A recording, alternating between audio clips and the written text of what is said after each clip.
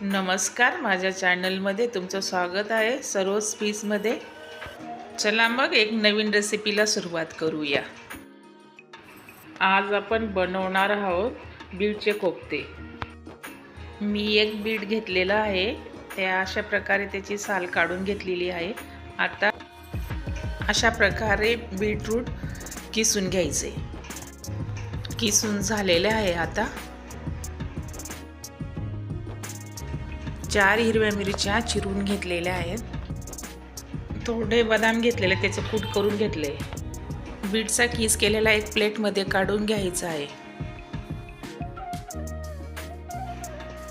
हिरवी मिरची जी चिरलेली होती ती पण टाकून घ्यायची। कोथिंबीर पण टाकून घ्यायची। 2 बटाटे उकडलेले टाकायचे। आता त्याच्यामध्ये कॉर्नफ्लॉवर टाकून घेऊ 3 चमचे।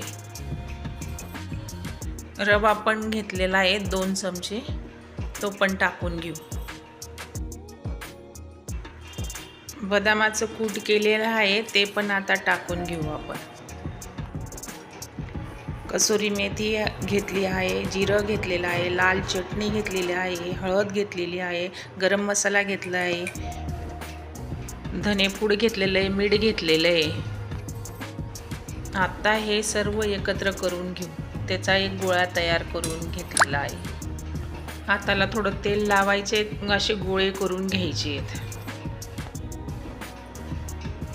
गोळे सर्व तयार करून झालेले आहेत।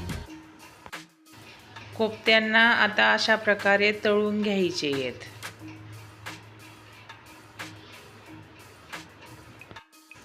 कोफ्ते तळून झालेले आहेत।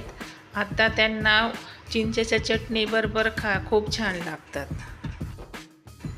प्लीज चॅनलला सबस्क्राईब करा।